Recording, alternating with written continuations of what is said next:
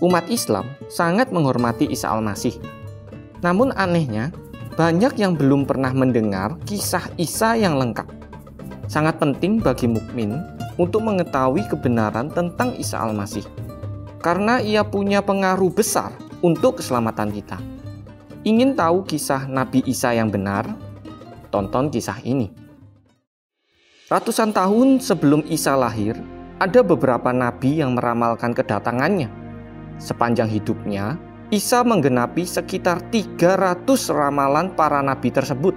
Salah satunya, seorang perempuan muda mengandung dan akan melahirkan seorang anak laki-laki, dan ia akan menamakan dia Immanuel.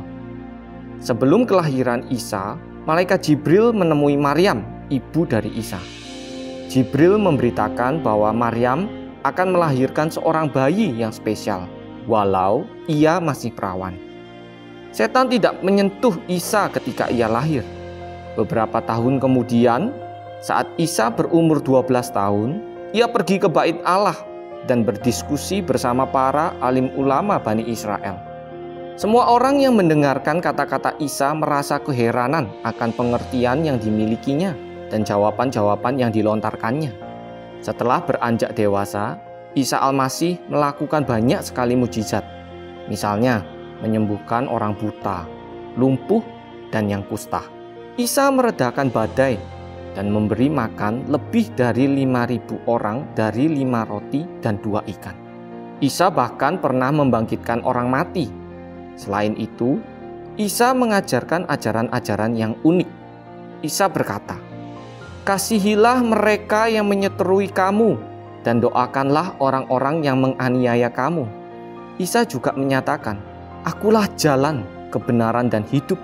Tidak seorang pun datang kepada Sang Bapa Allah kecuali melalui aku."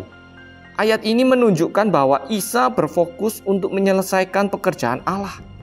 Walau Isa mengajarkan kasih dan melakukan banyak mujizat, ada orang yang ingin membunuhnya.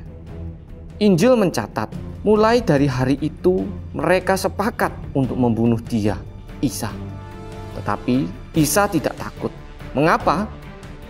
Karena tujuan Isa datang ke dunia adalah untuk menanggung dosa semua manusia dan menjadi jembatan antara manusia dengan Allah. Menurut kesaksian Al-Quran, hadis, dan Injil, Isa lahir suci dan masih suci, sehingga ia dapat menanggung dosa kita dengan wafat di salib seperti tercatat dalam Injil, Al-Quran, dan catatan sejarah. Lalu, di mana Isa sekarang?